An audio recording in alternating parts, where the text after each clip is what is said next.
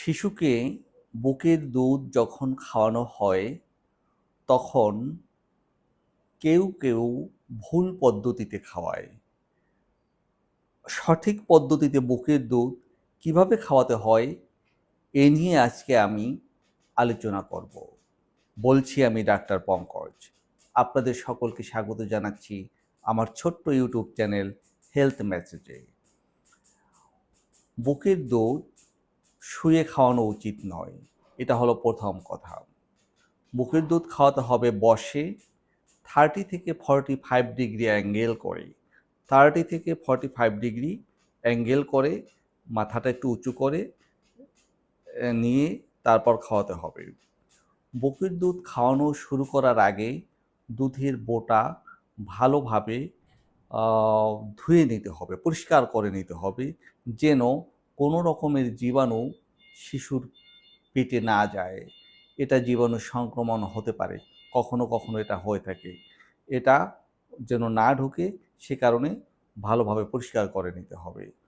শিশু যখন দুধ মুখে নেবে, বোটার সাথে শিশুর মুখের অ্যাডজাস্টমেন্টটা যেন ঠিক হয়, অর্থাৎ ফাঁকা যেন না থাকে।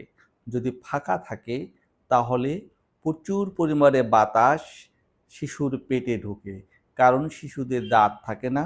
দাঁত না থাকার কারণে বাতাসটা বেশি পেটের ভিতরে ঢুকে যায় এবং পেটের ভিতরে ঢুকলে নানাবিধ সমস্যা করতে পারে, যেটা আমরা একটু পরে বলছি।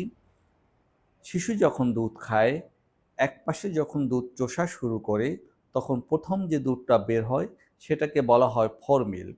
এই ফোর মিল্কটা থাকে পাতলা পানি এবং কিছুক্ষণ চোষার পর ভিতর থেকে যে ঘন দুধটা আসে সেটা হলো হাইন্ড মিল্ক, যেটার ভিতর চর্বির পরিমাণ বেশি থাকে, পুষ্টিমান অনেক বেশি থাকে। কাজেই শিশুকে যেটা করতে হবে, একপাশে সময় নিয়ে খাওয়াতে হবে, যাতে সে পাতলা দুধটাও খেতে পারে এবং ঘন দুধটাও খেতে পারে। তাহলে তার পুষ্টিটা ঠিকমতো মেইনটেইন হয়ে থাকে। কিন্তু আমাদের মায়েরা অনেক সময় যেটা করে থাকেন, একপাশে একটু খাওয়ায়, আবার ঘুরিয়ে অন্য পাশে একটু খাওয়ায়। তাহলে হয় কি, একপাশে পাতলা দুধ পায় এবং অন্য পাশেও পাতলা দুধ পায়। শিশুর পুষ্টিটা ঠিকভাবে মেইনটেইন হয় না, বারবার পায়খানা করে, বারবার প্রস্রাব করে, কিছুক্ষণ পর পরই ক্ষুধা লাগে। এটা করা যাবে না। এখন যেটা বললাম যে ওটার সাথে যদি মুখের অ্যাডজাস্টমেন্ট ঠিক না হয় তাহলে কি হতে পারে? প্রচুর পরিমাণে বাতাস শিশুর পেটে ঢুকতে পারে। শিশুর পেটে বাতাস ঢুকলে কি হবে? অ্যাবডোমিনাল ব্লোটিং হতে পারে। অর্থাৎ পেটের ভিতরে শব্দ হতে পারে, অনেক জোরে জোরে শব্দ। অনেকে সে তো আমাদের কাছে কমপ্লেইনও করে, বলে যে শিশুর পেটে কৃমি হয়েছে, শব্দ করে। আসলে না, এ বাতাসের কারণে।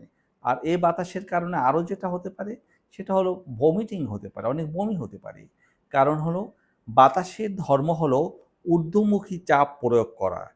পেটের ভিতরে যখন এই বাতাসটা প্রবেশ করে, তখন এই বাতাসটা ডায়াফ্রামের উপরে, আর ডায়াফ্রামকে আমাদের এই বুক থেকে পেট যে আলাদা হয়েছে পর্দা দ্বারা, সেটাকে বলা হয় ডায়াফ্রাম। এটা দুটো লোব আছে, রাইট লোব এবং লেফট লোব। এই ডায়াফ্রামের উপরে ওই বাতাসটা চাপ প্রয়োগ করে। যখন চাপ প্রয়োগ করে তখন শিশুর অনেক বমি হয়ে থাকে। যে কারণে আমরা বলে থাকি যে দুধ খাওয়ার পর ওই বাতাসটা বের করবেন, অর্থাৎ বার্পিং করবেন। বার্পিংটা কি? শিশুকে কাঁধে রাখবেন। দুধ খাওয়ার পর শিশুকে কাঁধে রাখবেন। কাঁধে এমনভাবে রাখবেন যাতে শোল্ডারের উপরে শিশুর পেট থাকে। শিশুর পেট থেকে পিঠের উপরে আস্তে করে চাপ দিলে ও ঢেকুর দিবে। ঢেকুর দিলে বাতাসটা বের হয়ে যাবে এবং সেক্ষেত্রে বমি করার টেন্ডেন্সি কমে যাবে, পেটের গ্যাস কমে যাবে, পেটের শব্দ কমে যাবে এবং আপনার বাচ্চা, আপনার ছোট্ট সোনামণি অনেক সুস্থ থাকতে পারবে। বুকের দুধ এই পদ্ধতিতে যদি আপনারা খাওয়াতে পারেন, তাহলে শিশু নানা ধরনের এই যে সমস্যাগুলি বললাম, এই সমস্যাগুলি থেকে রক্ষা পেতে পারে। এটা আমাদের করা উচিত, সকল মায়েদেরই করা উচিত। আর বুকের দুধ খাওয়ার পর অনেক সময় বাচ্চাদের যেটা হয়, ওই যে বাতাস ঢুকে, এ কারণে কলিকি পেইন হয়। কলিকি পেইন, আমরা যেটাকে অ্যাবডোমিনাল কোলিক বলে থাকি, অ্যাবডোমিনাল কোলিক অর্থাৎ সহজ ভাষায় পেটে ব্যথা। বাচ্চা অনেক কান্নাকাটি করে, অনেক সময় অনেক কান্নাকাটি করে। এটা শিশু যেহেতু কথা বলতে পারে না, তাই তাদের যে কোনো ধরনের সমস্যা বোঝাবার উপায় হচ্ছে কান্না, এবং এই কান্নাকাটির কারণ হলো পেটে গ্যাস। এবং সেটা যদি হয়ে থাকে তাহলে কখনো কখনো ডাক্তারের পরামর্শ নিয়ে সিমিতিকোন, অথবা এটা আপনারা এমনও খাওয়াতে পারেন, এটা কোনো সিস্টেমিক ঔষধ নয়, সিমিতিকোন গ্রুপের ঔষধ, যেটা আহ, আমরা বাজারে বিভিন্ন নামে পেয়ে থাকি, যেমন ফ্লাকল, সিমিকন, লিফম, নানা নামে পাওয়া যায়। এই ওষুধগুলি আপনারা 7-8 ফোঁটা করে 3-4 বার খাওয়াতে পারেন, তাহলে ওই গ্যাসটা নষ্ট হয়ে যাবে এবং শিশুর পেটে ব্যথা কমে যাবে। আর বার্পিংয়ের কথা তো আমরা আগেই বললাম, বার্পিং করাতে হবে। আর পেটে ব্যথার জন্য আরেকটা কাজ করতে হয়, আরেকটা কাজ অনেক সময় করতে হয় যে হঠাৎ করে দেখলেন অনেক রাতে আপনার বাচ্চা কান্নাকাটি শুরু করে দিল। এখন বার্পিং করেছেন, তাও পেটে ব্যথা কমতেছে না। আপনার ঘরে কোনো ধরনের সিমিতিকুন বা অন্য কোনো ব্যথানাশক ওষুধ নেই, যে স্পাসমোডিক কোনো ওষুধও নেই, তাহলে আপনি কি করবেন?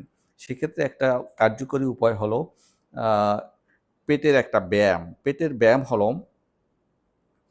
নাভির চারিপাশ দিয়ে এন্টি ক্লকওয়াইজ রোটেশন, অর্থাৎ এন্টি ক্লকওয়াইজ হলো ঘড়ির কাঁটা যেদিক দিয়ে ঘোরে তার বিপরীত দিক দিয়ে ঘড়ির কাঁটা ঘোরে হলো এই বরাবর, এই বরাবর। আপনি করবেন এই বরাবর, উল্টা দিক থেকে।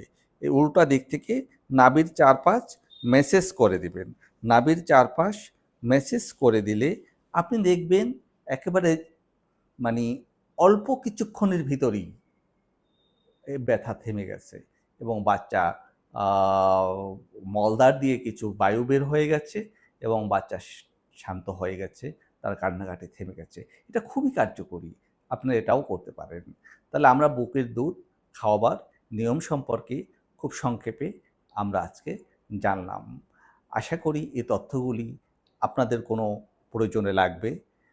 আপনারা সবাই ভালো থাকবেন, সুস্থ থাকবেন।